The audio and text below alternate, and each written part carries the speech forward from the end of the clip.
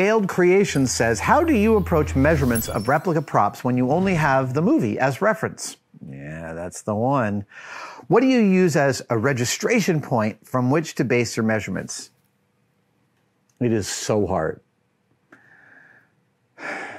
I will say, my advice comes with a caveat that everything I build when I only have movie stills as reference is either 20% too big or 20% too small.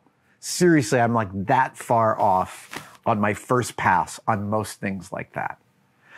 It is because I am always surprised by the amount of error introduced by camera parallax. And I want to talk about that for a second. So let's say you have a book here and you have a pencil, you have a thing here of unknown length, and you have a thing here down on the table of known length, okay? This is a very common thing that happens when I'm researching in a movie. I'll have an object in the frame of a known length. Oh, I recognize that pen. I recognize that lighter. So I'll go out and find one, measure it, buy it, figure out. Then I'll open up that screenshot in Photoshop and I'll get that thing to be the right size. The problem is here's my camera lens. My camera lens is here facing down and its lens is filming a cone, okay? And as it's filming that cone, the two ends of this object, the unknown object, describe a triangle to the lens, and the two ends of the known object describe a triangle to the lens. Now, if I Photoshop up this to this length and assume this will be the correct size, I'll be wrong because this is farther away from the camera than this one. And the error rate between those is way bigger than I ever expected to be. So you've got to address the parallax of the camera in order to do that. And it's about like, sometimes it's about frame by framing your screenshotting until the two objects are on the same plane or that they're as close to the same plane as you can get. I have not been above looking at actors' hands, hoping I'm looking at the actors' hands, looking up their height, hoping that if their height is close to mine, maybe their hands are roughly the same size. That has definitely happened. And I've also used someone's thumb as a measurement and been 20% off.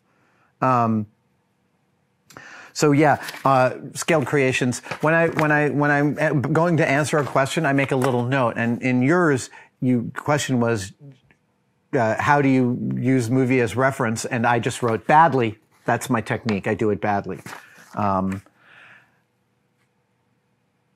Yeah, I mean, you go look for other materials too, other reference materials. When I was replicating the ZF-1 from The Fifth Element, I remember Sean Morgan telling me, you know, there's behind the scenes pictures of the Simon Atherton's crew working on a ZF-1 with the shroud off, but it's only on the German DVD. And so, ladies and gentlemen, I bought a copy of Die Fünfte Element and a unlocked Sony DVD player so that I could get those screenshots onto my computer.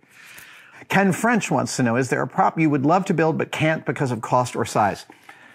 I find a way eventually to build the things that I really want. I have a 1/4 completed, I have an Ark of the Covenant up in my loft that is like 25% of the way done. And my issue with finishing it is, one, I really want to get good at gold leafing because I think mine should be gold leafed. I want to get good at gold leafing because I'm not good at it. I'm actively bad at it. But more than that, the Ark of the Covenant is like impossible to store.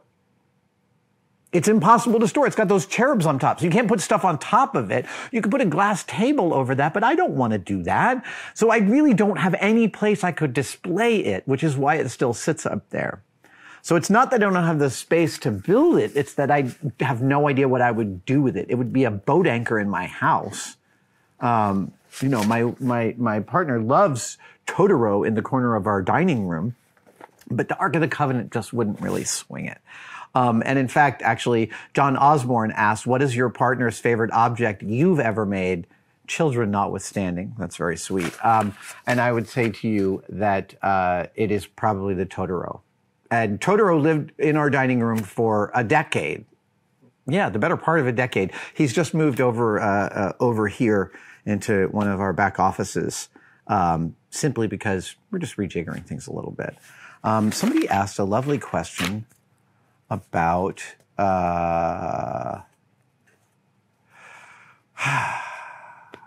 Adam Spurgeon asks a really important question. Mythbusters and Robot Wars were huge influences in my decision to pursue mechanical engineering. Unfortunately, in that process, I've learned I'm terrible with calculus and switched my then hobby of computer science to be my career. I have made a mostly calculus-less hobby, of mechanical making ever since. Looking back a decade later, I can't imagine I'd be nearly as happy had I stuck with mechanical engineering as a career.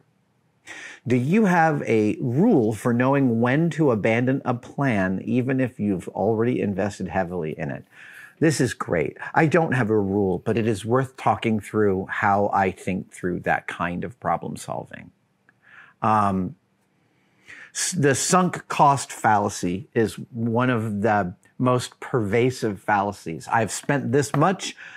I don't want that money to disappear. I don't want it to have been for naught. Damn it, I'm going to get my value out of my spent money. I am a big fan of not throwing good money after bad. And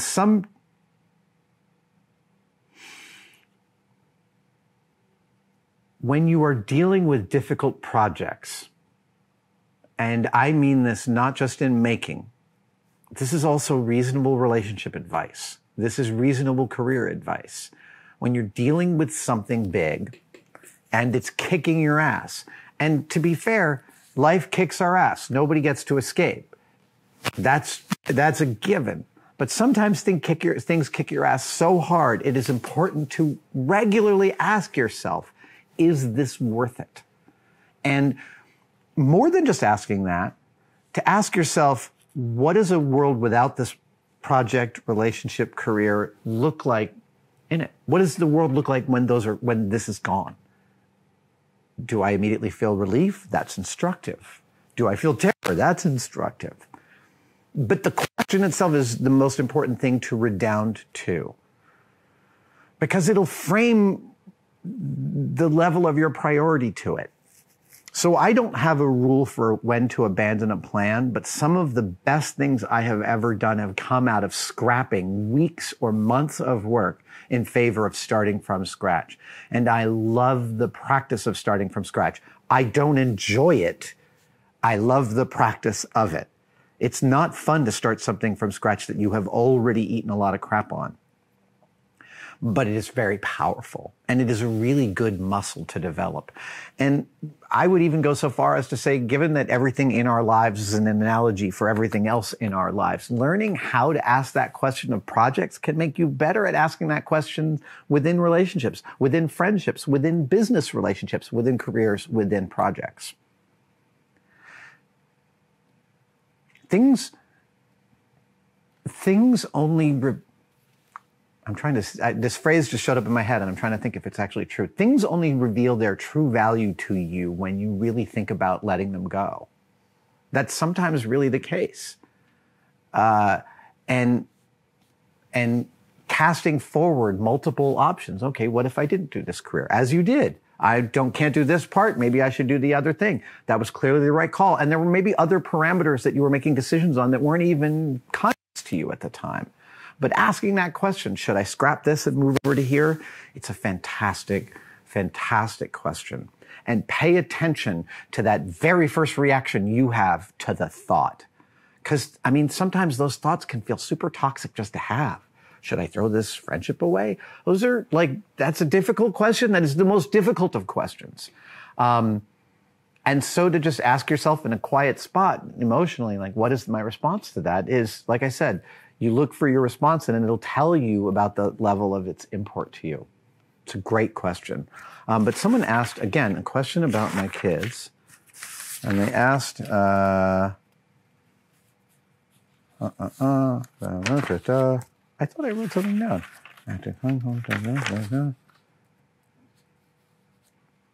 Someone, Monkey Circus, says, what is the strangest or coolest item a fan has brought you to sign?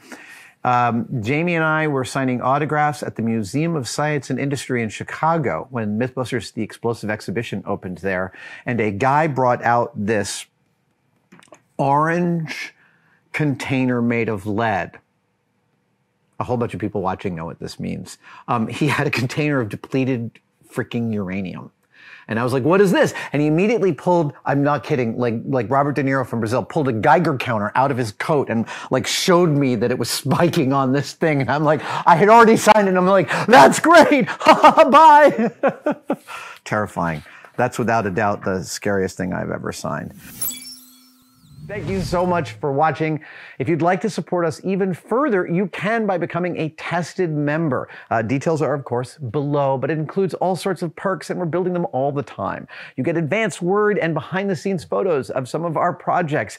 Questions, you get to ask direct questions during my live streams, and we have some members-only videos, including the Adam real-time series of unbroken, unedited shots of me working here in the shop. They are weirdly meditative. Thank you guys so much. I'll see you on the next one.